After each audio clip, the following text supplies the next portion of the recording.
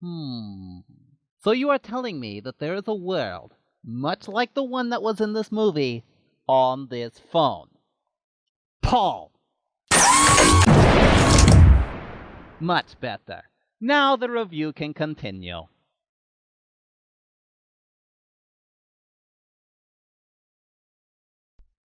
Greetings, the world of the internet. I am the great Matthew Squeak, and welcome to Squirrel Talk at the Movies. Some of you may have heard the news that the Emoji movie has scored a whopping 0% on Rotten Tomatoes. I am here to inform you that that is not true in the slightest. It is actually 8%. This is why you need to wait a few days for the score to stabilize. But on that note, this movie is terrible! I know I'm jumping the gun a little bit here, but yes, this movie really is that bad. But you people came for a full show, so that's what you're going to get here. Start! The characters. I hate every single character in this abominable movie that I can't seem to pick which one I hate the most. The movie stars Gene, a meh face who can't seem to do his job correctly, as in, he doesn't keep one emotion through the entire movie, like his parents. You know what? I take it back. I know which character I hate the most. It's Mr. and Mrs. Meh. They fully embrace their one emotion they're allowed to have, as in, they have none. Every single line is in monotone with no emotion whatsoever. It wouldn't be so bad, except they're on the screen just as much as the main characters. I dare you to stay awake when they're on the screen. Back to Gene, his quirk is that he can have different emotions. That's it. That's not a quirk, that's called basic acting. His best friend, / why is he even in this movie, is High Five. This unlikable, self-centered nuthole can go high-five a porcupine for all I care. Imagine the worst of Patrick from SpongeBob. That's what you're in for. An absolute moron that keeps causing problems just for the sake of causing them, and brings absolutely nothing helpful to the table at all.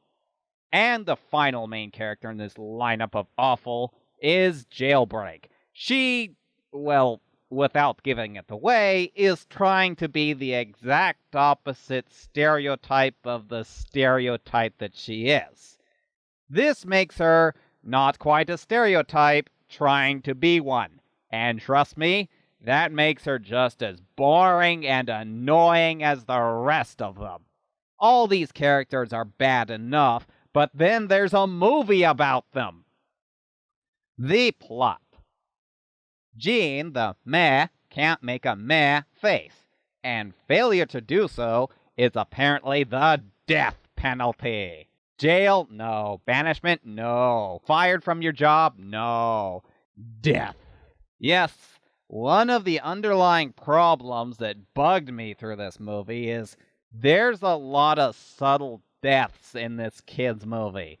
And it's okay with it. It colorfully tries to bounce its way past all of it, and that just makes the movie disturbing in all the wrong ways. So in order to avoid execution, Gene must seek out Jailbreak, who then in turn must head to the cloud in order to reprogram him.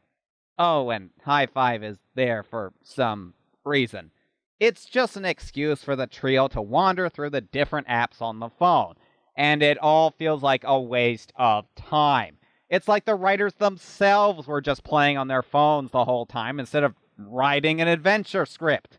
It's boring, disturbing, and easily distracted. This plot is utter garbage. Design. I sense that this movie was trying to take inspiration from things like Wreck-It Ralph or maybe even Inside Out. But they completely botch it up. None of the different worlds are interesting in the slightest. In Wreck-It Ralph, the game worlds were expansive and creative, each having their own communities. Here, what should we do in the picture app? Just put a bunch of pictures on the screen. What should we do for the YouTube app? Just put a bunch of YouTube links on the screen. What should we do for the Candy Crush app? Just put the Candy Crush table on the screen. This is boring. This is wasted effort. This shows that you spent no time thinking of what you wanted to put on the screen. Oh, and the character design, or lack thereof. Let's just take the majority of the characters, make them look like Pac-Man with legs and arms. There, done. We've got a movie. Let's give them some personality. Oh wait, no, they only need one characteristic, so screw the personality. This whole movie has a whopping 0 amount of any creativity whatsoever. Overall, this movie is absolutely unbelievably terrible. Even the opening short is bad. I almost can't believe it has 8%, with the amount of unlikable, boring characters. Oh, and they make every single poop joke they can think of. Every single one. And this guy's not even a main character. He's not a side character. He's just there. The plot is easily distracted, as an iPhone is, and the design chose the simplest, cheapest way to make their movie. So, no. No. This movie does not get a meh.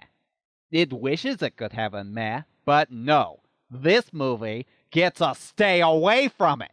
This movie was a dumb idea from the start, and it fails to deliver in every way imaginable. So stay home and play on your iPhone. At least that's better entertainment than this movie.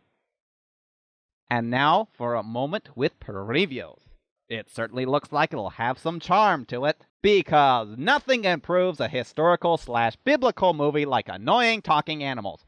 Wait a minute, is this made by the same people that just made this abomination? Nope, not watching this one, heck no. Hey, I like Legos as much as the next guy. I am the great Matthew Squeak, and this is Squirrel Talk at the Movies. I thank my loyal subjects for watching. Please like and subscribe to my video here. Absolutely do not watch this movie. I can't say this enough. It really is that bad. Also, please support the channel here on Patreon, and maybe I'll go see some better movies.